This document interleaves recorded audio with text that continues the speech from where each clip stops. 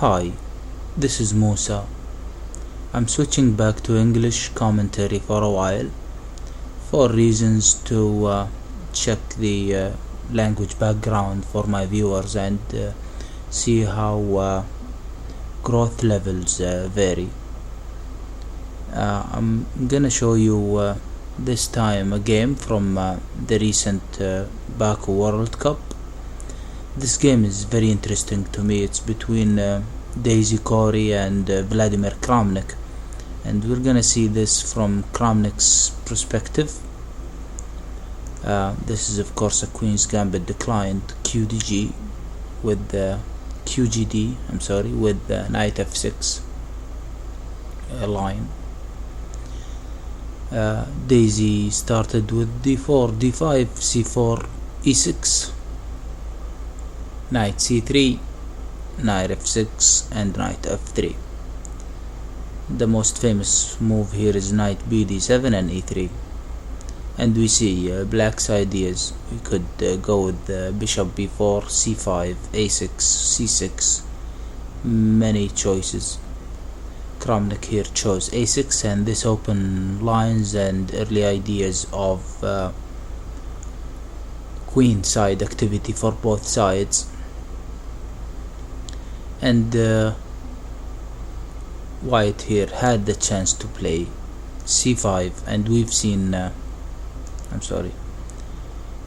black here had choices to play C5 instead of A6, but white here took white could have gone for C5, and this is a theme we've seen recently in Anand's games. He even played it, I guess, against Magnus Carlsen in the World Cup, the World Championship, and we could go something like B6, then C6 attacking the knight, knight B8, and knight to E5. This attacks the D7 square and guard the C6 and defended C6. Queen D6 now, and maybe Queen A4 after knight E4, Bishop D3. He could also, white here can also take the knight, but Bishop D3, maybe trying to take with the bishop, but after F6 and knight goes back to F3, knight takes C3, B takes C3, and black can immediately take the pawn on C6 or play A5. Reason is that this pawn, if taking here on B5 square, leaves the rook undefended, so maybe A5 first, and then if bishop to B5, then bishop A6, preventing white in a way from castling and attacking, of course, the bishop. Bishop takes, rook takes, because we want to take the C6 pawn. After castling, queen takes. If queen C2, then bishop D6, and black is fine and a pawn up. Let's go back to A6. We had white taking on D5. E takes D5, and the idea behind E takes D5 being a better move is that if knight takes D5, it invites E4. Knight takes C3, Grunwald-like move, and after B takes C3, bishop to E7, and white will play A4 first to guard this square and prevent black from playing B5, because the rook will go on B1 to attack the B7 and prevent or make it at least hard for black bishop to go to D7. So black will probably play B6 and bishop B7, but A6 will be a weakness after maybe bishop D3 and queen E2. Anyhow, the choice here was E takes D5, which is the right move, and now bishop to D3. Black again has many choices: bishop d6, c6, c5, b6, and the choice was here bishop to d6, g4, and this is the first trigger of the game. White maybe has some home preparation, and he wants to surprise Vladimir Kramnik, and it's quite an aggressive move. Kramnik has some choices, maybe two choices at most, and the first choice is knight to b6, discovering an attack on g4, and h6, of course, preventing white from playing g5 immediately. Let's see knight b6. It's not in the game, but it's a choice, could have been a choice in the game.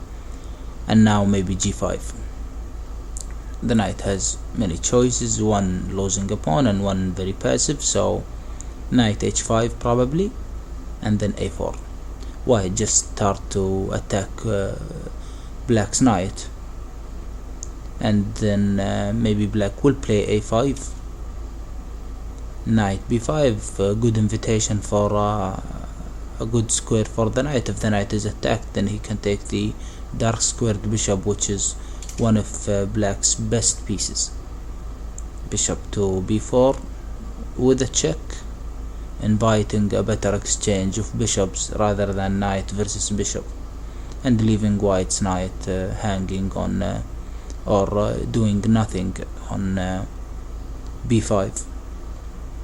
Bishop d2, and maybe black will castle in case if white takes the bishop, then pawn takes, and white has many weaknesses on a4.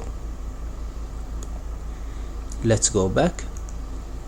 After g4 we had h6 from Kramnik, and now rook to g1. And here Kramnik had to stop and think. Maybe he had so many choices, so he had to choose which one is positionally better. We all know that Kramnik is a very solid player, and he cares about positional activity rather than maybe other alternative strategic options. And he had c5, for example, but he played b5, an immediate threat to knight on c3. Let's see c5. If we had c5, then maybe white can continue with h4, trying to open the g file or the h file. Then maybe black here could play c4. Bishop should go to c2 rather than e2, and now maybe knight to b6.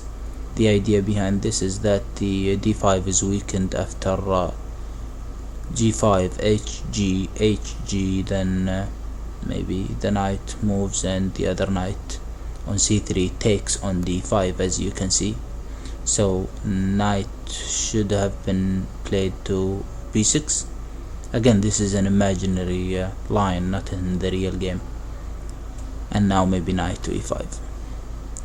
Black would play something like bishop e6 first, then knight f d7, not being too proactive about the g5 threat.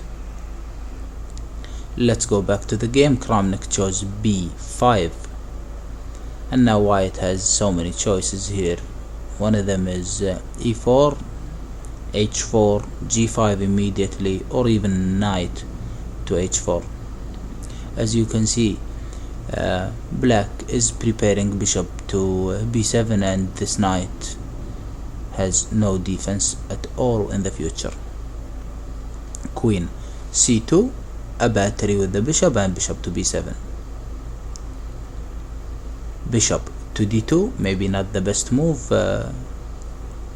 White should have played b3 and bishop to b2, even though it looks passive and the bishop would love to control this diagonal, but in the long range it is a better move to play b3, and maybe a3 square is a concern. Bishop to d2 anyways, and now queen to c7. not immediately playing c5, queen to e7, and now bishop to f5, trying to eliminate this knight or create some weaknesses by making black play g6. And indeed black plays g6, and we see the positive side effect of queen on e7. If white has sacrifices ideas, then after the pawn takes, queen takes with check, then queen to f7. Now bishop eliminates the knight indeed, and Kramnik takes with the knight. He still insists on having the queen opposite the king and playing c5. He wants to take with the knight, and if the knight takes after white taking on c5, then the knight will control these squares, maybe preventing e4. And this is how real deep Kramnik thinks. Now white lost his right to castle the king side, so 000. Kramnik had the ideas of playing queen to f6, immediately threatening this knight, and where is the knight going? Or he could play b4, c5, or even castle kingside, and his choice was back to playing c5. The threat here for white is c4 if he plays king to b1, so he took and opened the game. Now that he's castled, his king is in a less dangerous territory than black's king, and this is just theoretical, it's not in reality.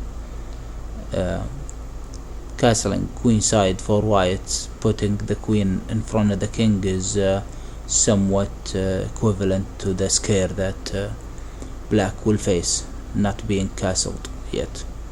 And now knight takes, of course. Bishop cannot take, or it's not the best move as knight taking, because the knight will control the d3 square, preventing the queen from putting extra pressure on the d5 square. And now bishop to e1. The idea is simple behind bishop to e1. He wants to open the rook to attack the d5, and now rook to c8. If knight takes now, then it's a disaster. Of course the knight now attacks the queen, but black should not care, because he has this idea: knight b3 check. Of course if the pawn takes, then rook takes with check. After the rook takes, then it's a disaster for after king takes, then it's a disaster for white. Now the best would be king to b1, and rook takes c2, knight takes e7, and now in betweener, and there is bishop to e4. After pawn takes knight, then rook to d2, discover check, king to c1, rook takes rook, king takes rook, and now bishop takes f3 check, king d2, and king takes e7, and black is a piece for a pawn. Now going back, if pawn takes, then rook takes c2 check, king takes c2, and maybe queen to e4 check, king c1, and bishop takes d5. As you can see, the knight is threatened by being taken, so if knight goes to d2 attacking the queen, then maybe queen e5, and the other pawn here is threatened too. So maybe in this imaginary situation it would be better to play king to b1, but it's lost anyways. So after bishop to e1 and rook to c8, white did not take the d5 pawn,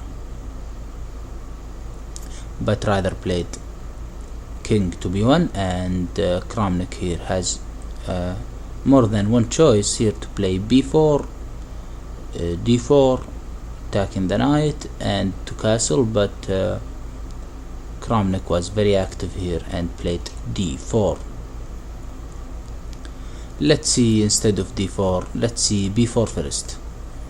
If he plays b4, then knight now can take on d5, and now it doesn't work because the king moved to b1. Now queen to e6 is the best move, and if queen to c4 defending the knight, then maybe knight to d7 discovered attack on the queen, queen to d4 attacking the rook in the corner. So black must castle, and the bishop cannot take on b4 because if bishop takes pawn, bishop takes bishop, the knight cannot take because the knight on f3 is undefended, and that is the idea I described earlier about the knight not being defended in the future. So after castles, the pawn should not be taken, and now maybe e4, and now we must defend the pawn on a5 on on b4 with a5 pawn, and maybe h3 from white because the pawn was undefended, and the knight here should move. But after bishop to c5 attacking the queen, white is lost. Queen d3, bishop a6 with protection of the queen on e6, queen to c2, bishop to b6 discovered attack. The knight cannot take because the rook on c8 is attacking the queen. If queen to b3, then we could go with bishop to c4 attacking the queen, and where is the queen going? It's just continuous endless attack. This is the idea when we play b4. But now let's go back to the idea to the game after king b1 and d4. d4 is as strong as the idea of b4, and now discovered attack on the knight, and also another attack on the c3 knight. If in case knight takes, then b4 now, and the knight being the only protector of e4 square, now that the king and the queen are a target of the bishop skewer, then the knight is dead. If the knight moves to c2, then of course. So after d4, white was forced to take with the pawn or the rook. Of course, if the rook takes, then the knight is gone. So the only solution is taking the pawn, threatening the knight on c5. But Kramnik ignores that, and he plays bishop takes f3. Of course, this is attacking the rook and the queen with check. So now black is the one asking the questions. D takes c5. Kramnik can take on h2 first, removing the bishop from that square, from the attack of the pawn, or take on d1, threatening a check, taking the queen in case white takes the bishop, trying to do similar to white here, but black is always faster with a check here. So bishop takes d1. Now white cannot take, but should take, or indeed he took on d1 with the queen, and now rook takes, which is a better move than bishop taking. And now look how passive white's pieces are, and the pawn islands and everything. This pawn for a fact is undefended, and now white tried another trick, which is queen to f3, trying to catch black's king before he castles, but Kramnik castles, and now knight to e4. This castling move allows knight to e4, of course, a fork, but Kramnik doesn't care really. Rook to c4 trying to attack the knight, and now the knight can take on d6 or play knight f6 check. Knight f6 check and king to g7, and look how the dark squares are being controlled by Kramnik. If something like bishop to c3, as you can see, the knight was not defended. The rook sacrifice here will work. If b takes c3, queen takes f6, and black is a piece up. So here Daisy tried another trick, which is bishop to d2. Now this sneaky move is telling black, take the knight if you dare, because if Kramnik really does take the knight, it's a big blunder, because bishop takes h6, deflecting the king, checking the king and deflecting it from the defense of the queen, and this is a real big blunder. So Kramnik doesn't take the knight, but plays bishop to e5. And now g5. g5 gives black two choices: either take the pawn and have some pressure, or play something like rook to d8, first attack the bishop. But Kramnik indeed takes the pawn, and he sees nothing really dangerous from this move. And knight to h5 check. Immediately Kramnik played king to g8. Let's see why he played king to g8. Because of g takes h5, and now taking with the bishop, because of course he can always take with the rook, but the back rank problems and the idea of having the threat is stronger than the execution, of course. Bishop takes g5, trying to move the queen, and the queen actually can go to b4, threatening mate in 1. But white can have multiple ideas. One of them is bishop to e7, attacking the queen with discover check, or even bishop to d2 or bishop to f6. The idea of bishop to f6 is that the king cannot go to either of these squares. He will only go to h6. Of course, h7 is immediate mate, so this will be perpetual. That is in the idea of g takes h5, of course. And let's see just one example on this imaginary variation. If bishop to d2, then maybe the only solution is rook to g4, bishop takes queen, rook takes rook, king to c2, rook c8 check, king b3, and rook to c4. And the only solution for white is to play queen to a8. The idea behind that is that black wants to play rook to b1 and attack this with mate, so, or with too much pressure, that is almost mate. And then if the queen doesn't take, then after the bishop goes back to a3, the pawn will march with mating ideas. So after knight to h5, Kramnik did not take that knight, but immediately played king to g8. And now bishop takes first before removing the knight, or moving the knight to g3, or saving the knight. Bishop takes g5, queen to b4. Now the threat is mate in 1, but it's real different because the pawn on g6.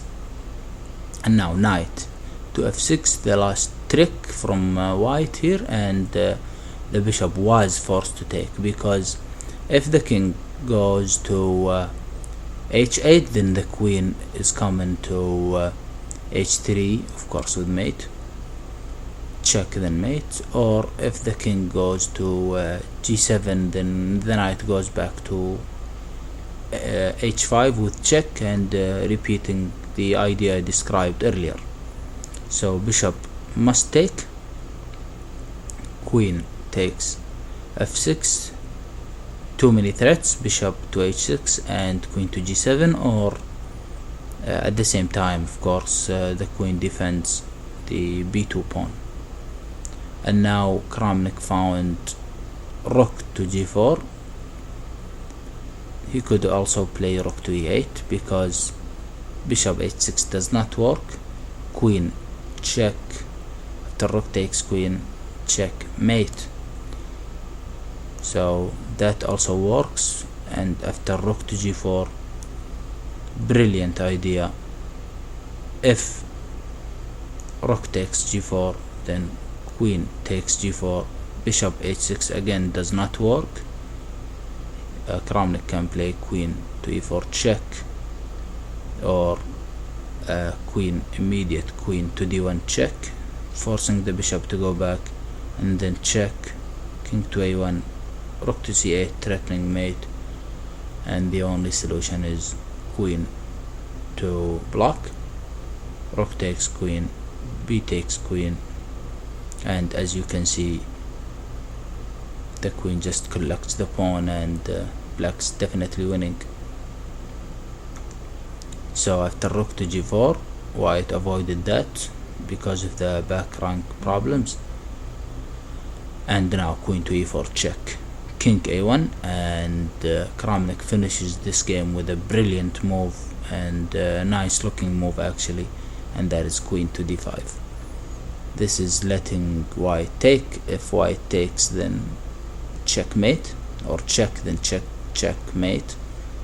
Or if the rook moves to b1, which is a better move, then queen takes bishop, and black is a whole rook up. Thank you for watching. Bye for now.